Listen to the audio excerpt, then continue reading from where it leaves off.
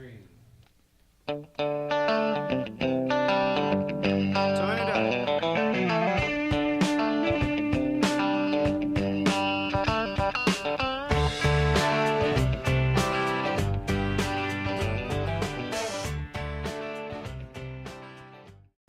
Parfois dans la vie, il faut faire la différence entre l'alimentation et la gourmandise. C'est pourquoi nous avons décidé d'interviewer différentes personnes selon leur catégorie d'âge afin de les aider en donnant quelques remèdes contre leurs mauvaises habitudes alimentaires. Alors moi, j'ai interviewé des enfants de bas âge, tandis que Chanel interviewera des adolescents de notre âge. Alors voici Lenny et Maxine, enfants de 8 ans et 10 ans. Nous allons pouvoir voir leur alimentation quotidienne et j'évaluerai par la suite qu'est-ce qui est bon ou mauvais. Alors Maxine, peux-tu me dire ton déjeuner habituel? Oui, moi c'est un bon croissant Nutella avec du lait 2%. Puis Lenny, quand tu arrives à l'école, tu vas avoir faim, qu'est-ce que tu manges comme collation? Un beau fruit! Peux-tu m'expliquer un peu ton dîner, Maxine? Ouais, je mange une sandwich à la viande avec des légumes, du fromage et comme des sandwichs. Miam! Alors, la base pour ces enfants de son âge, c'est au moins manger 3 repas par jour. Puis, bon, comme on a vu tantôt, Lenny mange des fois des collations comme des chips, des chocolats, bon, dans le fond, des cochonneries. Ça serait mieux de favoriser des collations très nutritives comme des fruits, des amandes ou des barres tendres. Ça va beaucoup mieux et pour l'énergie. Aussi, bon, qu'est-ce qu'il faut apprendre? On a aussi dans le déjeuner de Maxine qu'elle mangeait des croissants au Nutella avec du lait. Premièrement, le lait, on devrait favoriser du lait 2% parce que bon, ça comprend plus de gras, mais du bon gras pour l'enfant, ce qui aide à la croissance et pour leur activité.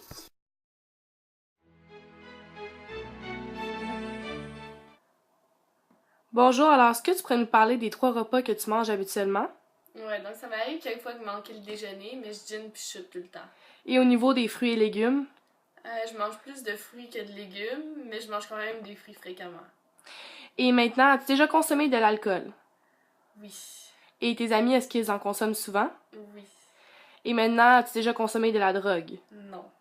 Merci! De rien. Il est vrai qu'un enfant consommera ce que leurs parents leur donnera à manger. Par contre, rendu à l'adolescence, nous devrions être capables de choisir des aliments santé en commençant par consommer le bon nombre de portions de fruits et de légumes recommandés par le Guide alimentaire canadien. Avoir du plaisir est une chose, mais il faut faire attention de ne pas dépasser nos limites. Même si l'alcool semble amusant, cela peut causer des effets néfastes sur notre santé ou encore créer une dépendance sévère. Donc, consommer avec modération si possible.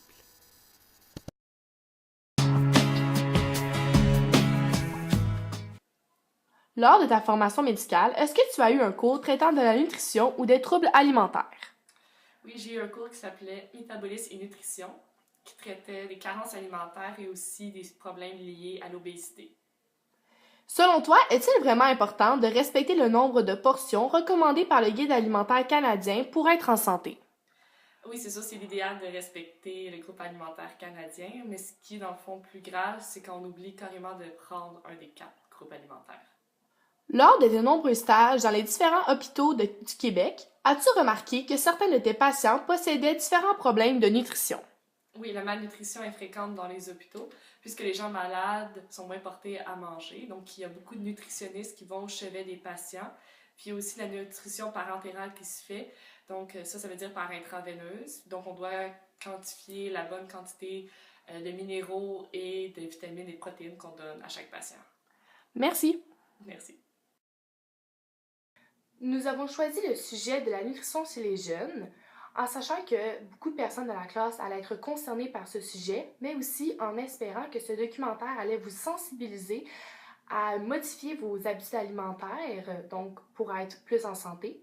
Notre but n'était pas de complètement changer votre alimentation, mais bien d'y ajouter quelques modifications pour être sûr que plus tard, vous allez avoir une vie en santé ainsi que loin des maladies. Alors, merci! 2, 3.